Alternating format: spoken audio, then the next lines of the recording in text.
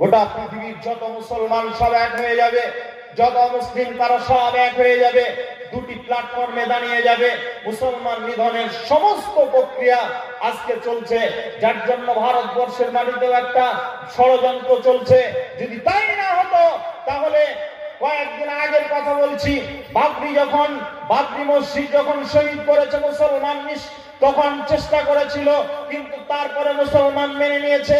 বাবরির জায়গাতে মুসলমানদের সেই কলিজার জায়গা মসজিদ, সেই জায়গাতে বাবরিকে ভেঙে দিয়ে মুসলমানদের সেই আঁতে ঘা দিয়ে, মুসলমানদের কলিজায় ঘা দিয়ে যখন মসজিদ ভেঙে দিল, আবার সেই জায়গায় রাম মন্দির তৈরি করলো।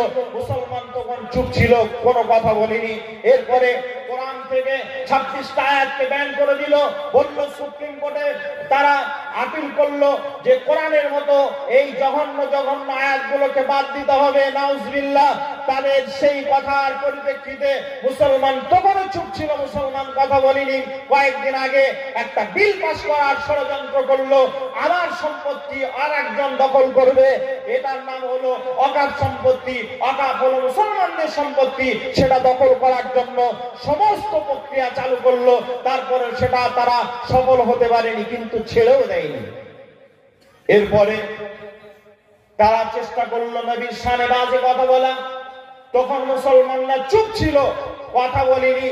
রাসূলের স্ত্রীদের শানে বাজে কথা বললো, মুসলমান তখনও চুপ ছিল, কথা বলেনি। এরপরে বিশ্বনবী মুহাম্মদ সাল্লাল্লাহু আলাইহি ওয়াসাল্লামের শানে, তার স্ত্রীদের শানে কথা বলার পরে মুসলমান যখন চুপ, তখন আল্লাহর শানে তারা কথা বলতে শুরু করলো। বেলডাঙ্গার মাটিতে আল্লাহ শব্দের পাশে একটা এত বাজে শব্দ প্রয়োগ করেছে, একটা এত বাজে শব্দ লিখেছে, মুসলমানরা সেটা নিষেধ করতে গেছে। তারপরে মুসলমানদের নিষেধটাকে তারা উপেক্ষা করে তাদের উপরে আক্রমণ করেছে, অনেকে জখম হয়ে গেছে। শুধু বলতে চেয়েছে যে আল্লাহ শব্দটার এত আপত্তি নেই, কিন্তু শুধুমাত্র আল্লাহ শব্দের পাশে যে গালিটা দিয়েছে আল্লাহকে, ওটাকে কেটে দাও, ওটাকে বাদ দিয়ে দাও। এই কথা বলার কারণে মুসলমানরা আজকে জেল খাচ্ছে। কিন্তু একটা কথা ভালো করে মনে রাখবেন, একটা কথা খুব ভালো করে মনে রাখবেন, মুসলমান জেলে আছে, মুসলমানকে মেরেছে, মুসলমান হাসপাতালে আছে, মুসলমান সব সময় তারা যখন মৃত্যুর সময় যখন চলে আসে, এইরূপ মুহূর্তগুলো মুসলমানদের উপরে যখন বুলেট চালানো হয়, কয়েকদিন আগে একজন দুটো সন্তানের উপরে, মুসলমানদের দুটো সন্তান কলিজার টুকরার উপরে বুলেট দিয়ে গুলি করে মুসলমান সন্তানকে শেষ করে দেওয়া হলো। তাদের অপরাধ অন্য কিছুই ছিল না, তারা মুসলমানের জন্য আক্রমণ করে তাদের শেষ করা হলো।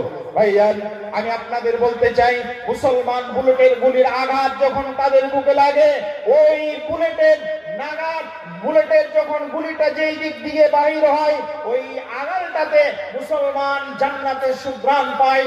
এই জন্য মুসলমান বুককে বেঁধে দেয়, অন্য কোন জাতি বুক পাততে পারে না। আল্লাহ রাব্বুল আলামিন এই কথাই বলছেন যে হে মুহাম্মদ সাল্লাল্লাহু আলাইহি সাল্লাম, তুমি ইহুদিদেরকে বলে দাও, তাদের দাবি যদি তারাই সত্যই হয়ে থাকে, তাদের দাবি যদি তারা সঠিক বলতে চায়, তাহলে তাদের বলে দাও ফাতামান্নাউল মাউতা ইন কুনতুম সাদিকিন, তারা যদি সত্যবাদী হয়, তাদের দাবি যদি সত্যই হয়, তাহলে তাদেরকে বলো তারা যেন মৃত্যু কামনা করে। কিন্তু তারা মৃত্যু কামনা করবে না। কেন? ওয়ালা ইয়াতামান্নাউনাহু আবাদাম বিমা কদ্দামাত আইদিহিম, তারা যেগুলো করছে এগুলো বড় জুলুম করছে। একটা সশস্ত্র বাহিনী তারা মুসলমান নিধন করার জন্য একটা ফিলিস্তিনের মতো দেশকে তারা শেষ করে দিল। শুধু তাই নয়, গোটা পৃথিবীতে যত অশান্তি চলছে সব ইহুদিরাই রয়েছে এর পিছনে। খুব সূক্ষ্মভাবে দেখলে পারে ইহুদিরা এর পিছনে রয়েছে। এই জন্য আল্লাহ বলছেন ওয়ালা ইয়াতামান্নাউনাহু আবাদা ওয়ালা ইয়াতামান্নাউনাহু আবাদাম বিমা কদ্দামাত আইদিহিম ওয়াল্লাহু আলিমুম বিয-যালিমিন। এদের চাইতে বড় জালেম পৃথিবীতে কেউ নেই। এরা যে হাতের কামাই যেগুলো করছে, যেগুলো এরা অগ্রিম পাঠিয়ে দিচ্ছে, এদের চাইতে জালেম জুলুমকারী আর পৃথিবীতে কেউ নেই। এই জন্য তারা মৃত্যু কামনা করতে চাইবে না। ভাইয়া, মৃত্যু কামনা করা যায়? আমি আপনাদের জিজ্ঞাসা করছি, মৃত্যু কামনা করা যায়? কথা বলেন না কেন? মৃত্যু কামনা করা যায়? মৃত্যুর ক্যাটালগ আছে? চাই না? একজন বলছেন যায় না, আর আপনারা কি বলছেন? মৃত্যু, আপনি একটা গেঞ্জি কিনবেন, ক্যাটালগ দেওয়া আছে, গেঞ্জিটা কেমন লাগবে পরলে, ক্যাটালগ আছে। আপনার স্ত্রীর জন্য একটা শাড়ি কিনবেন, ক্যাটালগ আছে আছে। টুপি পরবেন, ক্যাটালগ আছে। নিচের কিছু পরবেন, তাও ক্যাটালগ পাবেন কেমন লাগবে। একদম উপর থেকে পা পর্যন্ত পায়ের মোজা কিনতে গেছে, সেদিন দেখছি মোজার ক্যাটালগ আছে, বলছে এরকম লাগবে এই মোজাটা। আপনি সব জায়গায় ক্যাটালগ পাবেন, মৃত্যুর ক্যাটালগ কি আছে? আছে। বিশ্বনবী মুহাম্মদ রাসূলুল্লাহ সাল্লাল্লাহু আলাইহি ওয়াসাল্লামের একজন বিখ্যাত সাহাবী। সাহাবীটা কে? না, সাহাবীটা হলেন হযরত ওমর ফারুক রাদিয়াল্লাহু তাআলা আনহু। হযরত ওমরকে আল্লাহ রাসূল বলছেন, ওমর রে, সকাল হয়েছে, সন্ধ্যা হবে এটা তুমি ভেবো না। সন্ধ্যা হয়েছে, সকাল হবে এটা তুমি ভেবো না রে ওমর। এই কথার পরিপ্রেক্ষিতে রাসূল বলতে চেয়েছেন, ওমর রে, মৃত্যুর জন্য তুমি প্রস্তুতি গ্রহণ করো, সব সময়ের জন্য তুমি প্রস্তুত থাকবে। বন্ধুরা আমার, আমি আপনাদের কাছে বলতে যাচ্ছি, আপনারা, আমরা, আমি সহ আমরা যারা বাড়ি থেকে বাইরে হয়ে এসেছি, বাড়ি ফিরতে পারবো এর কি নিশ্চিত রয়েছে? আমরা কি গ্যারান্টি দিতে পারবো বাড়ি ফিরবো? পারবো? পারবো না। অনেক মানুষকে দেখা যায় রাস্তাতে বাইরে হয়ে আর ফিরতে পারিনি। আমার একটা মামা সম্পর্ক হয়, কয়েক বছর হয়ে গেল, চাকরির অ্যাপয়েন্টমেন্ট নেওয়ার জন্য উনি গেছেন একটা জায়গাতে, অফিসে গেছেন, অ্যাপয়েন্টমেন্ট দিয়েছেন ওনাকে, সেটা নিয়ে বাড়ি ফিরছেন আনন্দ করতে করতে, রাস্তাতেই অ্যাক্সিডেন্ট হয়ে মৃত্যু। আনন্দ খবর আসার কথা ছিল, কিন্তু দুঃখের খবর বাড়িতে এসে পৌঁছাচ্ছে। ছেলে আছে, স্ত্রী আছে, কান্নায় ভেঙে পড়লো। আজও সে মেয়েটি বিবাহ করেনি, আজও বিবাহ করেনি, একটা বাচ্চা নিয়ে মানুষ করছে। মেয়েটা আবার পরবর্তীতে চাকরিটাই পেয়েছে, মাস্টারি চাকরি। ভাইজান, আমি আপনাদের কাছে বলতে চাচ্ছিলাম যে রাসূল সাল্লাল্লাহু আলাইহি সাল্লাম বললেন, সদা সর্বদা মৃত্যুর জন্য প্রস্তুত থাকো। মৃত্যু কার কখন কোন সময় চলে আসবে কেউ আমরা জানি না। আমি আপনাদের কাছে বলতে যাচ্ছি যে বিশ্বনবী মুহাম্মদ সাল্লাল্লাহু আলাইহি সাল্লামের একজন বিখ্যাত সাহাবী, সাহাবীটার নাম হলো ওমর। ওমরকে আল্লাহর নবী বলছেন, ওমর সদা সর্বদা তিনি এই দোয়াটা করতেন, আল্লাহ, হে আল্লাহ, মৃত্যু তো প্রত্যেকেরই হবে, আমারও মৃত্যু হবে, মৃত্যু থেকে আমি পরিত্রাণ পাবো না। আল্লাহ গো, তুমি আমাকে ওই মৃত্যু দাও, শহীদি মৃত্যু দিও, আর আল্লাহ রাসূলের শহরে আমার মৃত্যু দিও। আল্লাহ তাআলা রাসূলের শহরে আমার মৃত্যু দিও আর শহীদি মৃত্যু দিও। তাহলে এটা হলো একটা মৃত্যুর আপনার ক্যাটালগ। আমার একজন শিক্ষক দোয়া করতেন, দোয়া আজও করেন, আল্লাহ তাআলা আমার সন্তানদেরকে তুমি শহীদি মৃত্যু দিও রব্বুল আলামিন। আল্লাহ আমাকে তুমি শহীদি মৃত্যু দিও। যদি এটা না দাও, তাহলে সাজদারত অবস্থায় যেন আমার মৃত্যু হয়। ফজরের সালাতে, ফরজ সালাতে, ফজরের সালাতে, ফরজ সালাতে আমার সাজদারত অবস্থায় যেন আমার মৃত্যু হয়। যখন আমার মাথাটা আল্লাহর পায়ে থাকবে, ওই সময় যেন আমার মৃত্যু হয়। এটা হলো একটা মৃত্যুর ক্যাটালগ। বন্ধুরা আমার, উনি বলতে চেয়েছেন, আল্লাহর ইবাদতে যখন মশগুল থাকবো, তখন যেন আমার মৃত্যুটা হয়ে যায়। ফজরের সময় ব্রেন আপনার পরিষ্কার থাকে, সেই সময় আল্লাহকে যেই ধ্যানে ডাকা হয়। এই জন্য আমি বলতে চেয়েছেন, আমি যেন ফজরের অবস্থা, ফজরের সালাতে, ফরজ সালাতে আমি যেন সাজদারত অবস্থায় যেন আমার মৃত্যু হয়, তখন যেন মালাকুল মউত আমাকে ধরে নেয়। এগুলো হলো ক্যাটালগ, মৃত্যুর ক্যাটালগ।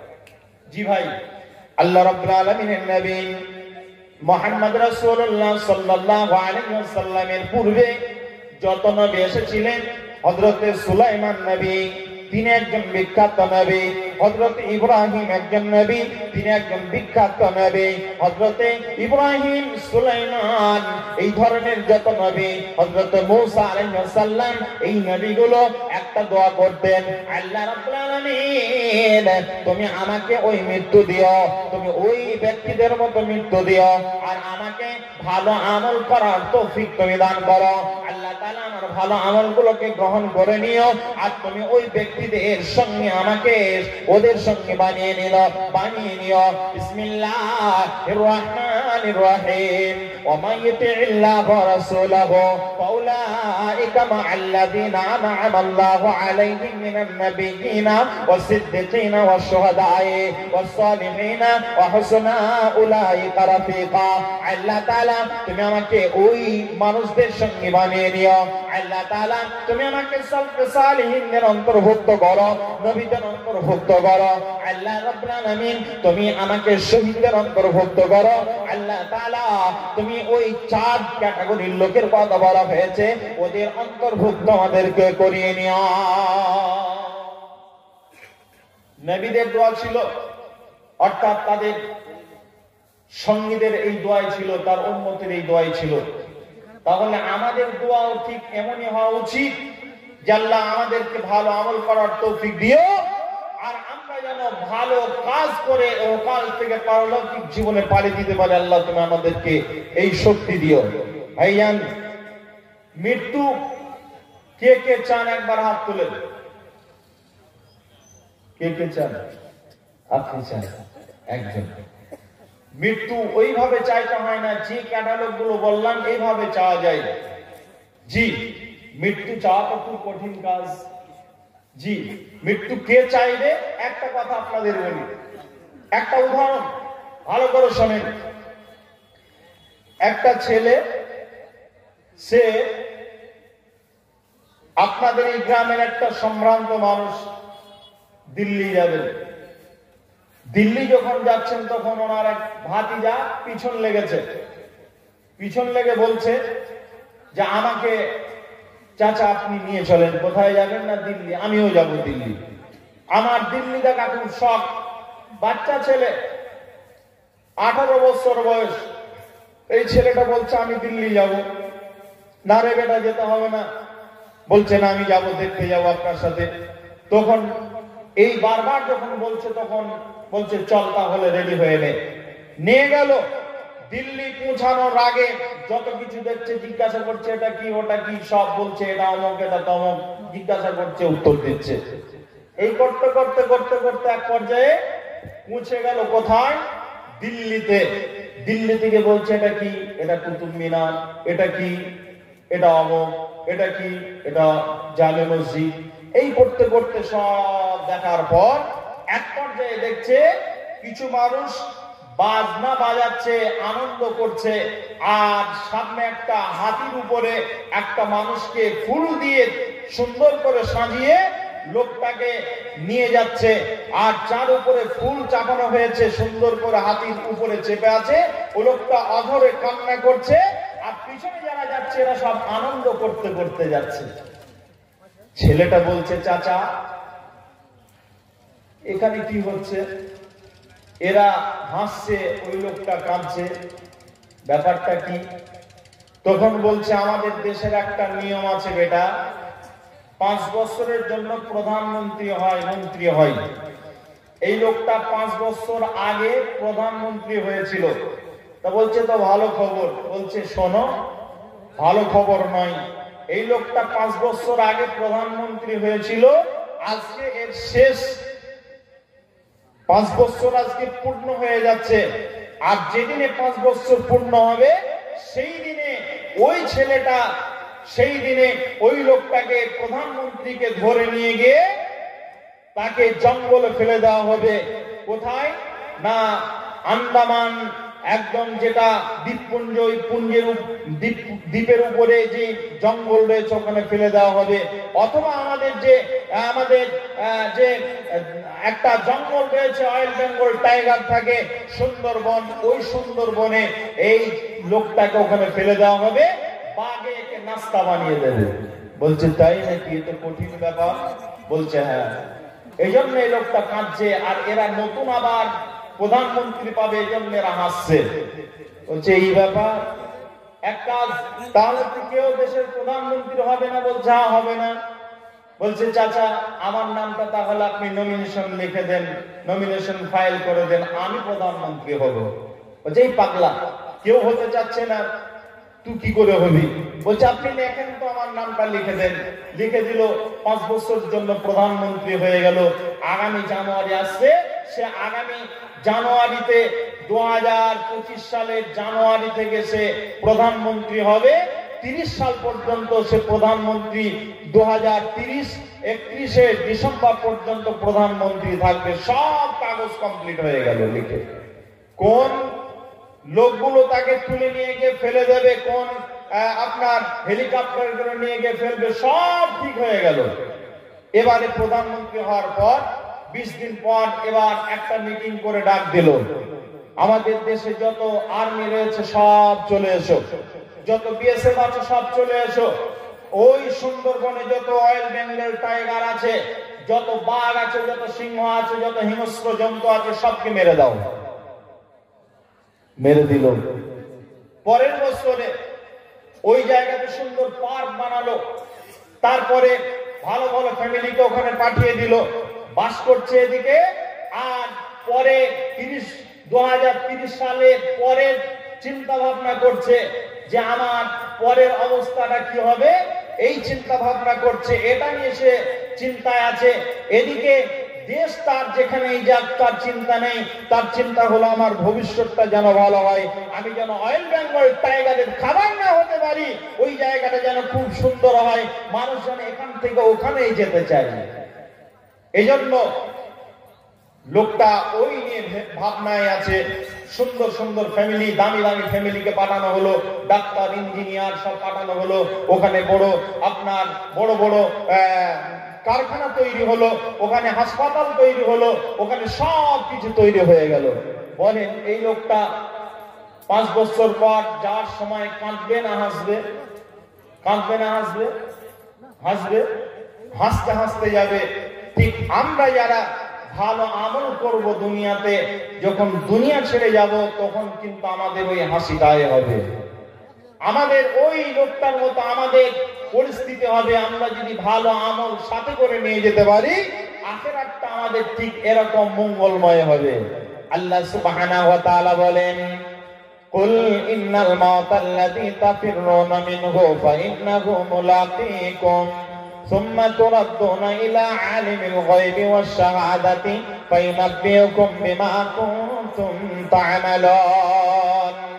আল্লাহ রাব্বুল আলামিন বলছেন, হে নবী তুমি বলে দাও, কুল ইন্নাল মাউতাল্লাযী তাফিররুনা মিনহু ফাইন্নাহু মুলাকীকুম, তোমরা যতই মৃত্যু থেকে পালিয়ে যাও না কেন, যে আল্লাহ সুবহানাহু ওয়া তাআলা দৃশ্যের খবর রাখেন, অদৃশ্যের খবর রাখেন, ওই আল্লাহ সুবহানাহু ওয়া তাআলা তোমার যত আমল গোপনে আছে, যত প্রকাশ্যে আছে, সব খবর তার কাছে আছে। ওই আল্লাহর নজর থেকে তোমরা পালাতে পারবে না, তোমরা মৃত্যু থেকে কেউ রেহাই পাবে না। আল্লাহ রাব্বুল আলামিন বলেন, যার যেখানে মৃত্যু রয়েছে, যেখানে যার মৃত্যু রয়েছে ওখানেই তার মৃত্যু হবে। আল্লাহ সুবহানাহু ওয়া তাআলা বলেন, লা ইস্তাখিরুনা সাআতান ওয়া লা ইস্তাকদিমুন, নির্দিষ্ট টাইমের 1 সেকেন্ড আগেও কারো মৃত্যু হবে না, 1 সেকেন্ড পরেও কারো মৃত্যু হবে না।